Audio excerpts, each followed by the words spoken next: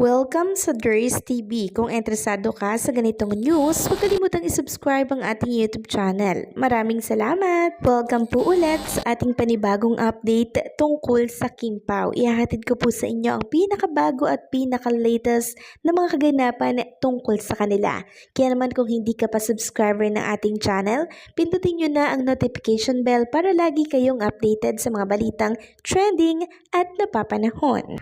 So ayan, welcome back again sa ating YouTube channel mga kakimpaw. And for tonight's video nga, pag-uusapan po natin ay tungkol sa mga importanteng kaganapan kay Kim and Paolo Avellino. So unahin natin pag-usapan ang tungkol dito sa mga jacket na suot po ng mga cast ng may label Make It Disappear. Tapos may nakatatak doon ng pelikula po ni Kim and Paolo Avellino. Tapos sa likuran, mga pangalan po ng may suot.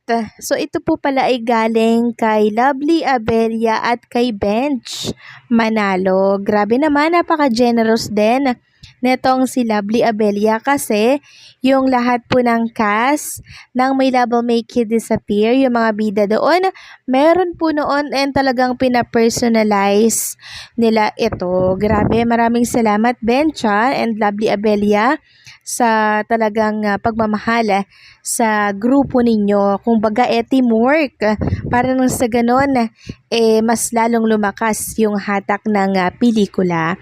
And nararamdaman ko talaga na blockbuster tong movie na to.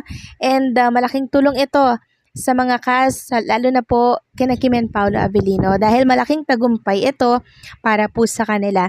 At alam niyo po ba mga kakimpaw, nabalitaan ko po na ito pong ticket for My Love Will Make You Disappear dyan sa Hong Kong. 6 theater daw po ang sold out na mga kakimpaw. Yes po, 6 theater sold out. Grabe, no? So, deserve talaga nilang mapuntahan at mabisita ni Kim and Paolo Avellino. So, agree ba kayo dito? Sabi nga po ng isang fan dito sa X, deserve talaga Hong Kong mabisita ng Kim Pao. Agree daw po ba kayo mga kakimpaw? Then, dito ko nabasa yung agree ako, isipin mo, sila lang naman ang nakapagtala ng 6 theater sold out, lakas nila as in. Sana mabisita sila ni Kim Pao. So sana after po ng Dubai ni Kim and Paolo Avellino, magpunta sila dito sa Hong Kong kasi sobrang love na love ng mga kababayan natin at ibang lahi dyan sa Hong Kong na naninirahan ang tambalan po ni Kim and Paolo Avellino. So sobrang lakas nila dito sa bansang to kasi biruin mo 6 theater po yung sold out. Grabe, nakakatuwa lang talaga, no? So blockbuster ito, hindi pa man po na ipalalabas pero sold out na agad yung mga ticket. Grabe, 'di ba? Samantalang next topic naman tayo, tungkol ito sa inilabas po ng Abante tungkol po sa pelikula ni Kim and Paolo Avellino.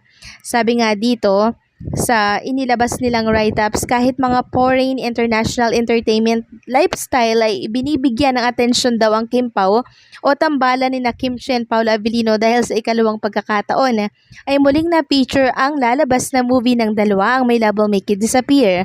Muling sinulat ng Variety sina Kim at Paolo kakabit ang kanilang nasabing movie. Sabi pa sa title ng article, Filipino stars Kim Chiu and Paolo Avellino on big screen romance My Love Will Make You Disappear. It's the best time for people to watch this in cinema. So wow, grabe naman. Sa unang pagkakataon ay nabigyang pansin ang Kim Pao sa kanilang teaser na pinusuan ng nasabing showbiz portal. Kaya naman tuwang-tuwa si Kim na nagpasalamat sa kanyang expo sa Variety.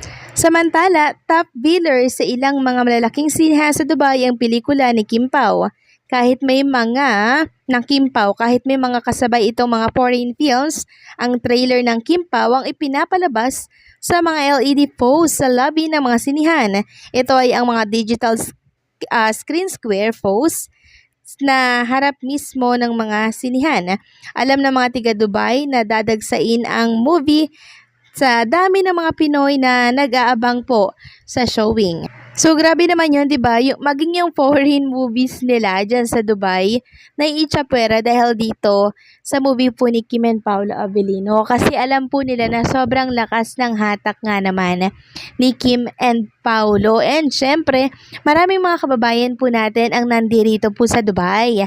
Kaya talagang dun sila magpo-promote ng sobra-sobra sa alam po nilang tatangkilikin ng maraming tao. So maraming salamat, no, dito po sa mga taga Dubai dahil mainit din ang pagtanggap nila sa pelikula po ni Kim and Paolo Avellino. Grabe, ilang bansa na po yung talagang tinatangkilik itong movie ni Kim and Paolo Avellino. So wala pa yung showing pero sold out na po agad ang mga tickets sa lahat ng siniha. Grabe. Congratulations in advance, Kim and Paolo Avellino, and syempre sa mga cast at yung mga taong nagtatrabaho po sa likod ng camera. Samantalang next topic naman tayo mga kakimpaw. Tungkol po ito sa nangyari kanina dyan po sa Ayala Malls, Cloverleaf, na kung saan talaga naman pong niyakap ng todo-todo ni Paolo Avellino itong si Chinita Princess.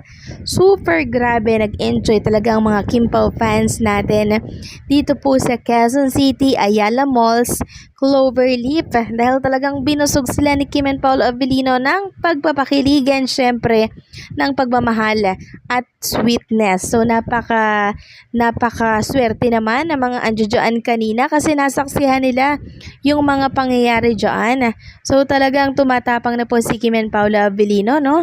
Talagang pinapakita po nila kung anong meron sa kanilang dalawa, o baka sabihin na naman ng iba, pang promo lang ginagawa ni Kim and Paolo Avellino. No, sabi nga po ni Paolo Avellino, hindi niya maatem para sa pang promo lang yung kanyang mga ginagawa. So kung ano yung pinapakita ni Paolo, totoo po yun mga kakimpaw. Samantalang next topic naman tayo, pag-usapan natin itong naging group P or group picture po ni Kim and Paolo Avellino kasama po itong director nila na si Direk Chad B. Vidanes and itong iba pang mga cast ng My Love Will Make You Disappear. So nakita niyo po ba si Paolo Avellino dito at si Chinita Princess? Yes, nasa likuran po sila ni Direk Chad B. Vidanes. At hindi po nakalagpas sa mga netizen etong ginagawa po ni Paolo Avellino habang nagpapapicture po silang lahat dito. So parang hinahalikan po ni Paolo Avellino sa hair or sa ulo si Kim Chu. Ayan po, nakuhanan po ng camera or shot yung ginagawa po ni Paolo Avellino dito. So napaka-sweet naman ni Paolo Avellino, 'di ba mga kakimpaw? Kasi kahit may kamerang nakaharap, talagang di niya mapigilan yung ipakita niya kung ano talaga yung totoo at kung ano yung meron sa kanila ni Chinita Princess. Grabe, napaka-sweet naman yan. Yung ulo kinahalikan.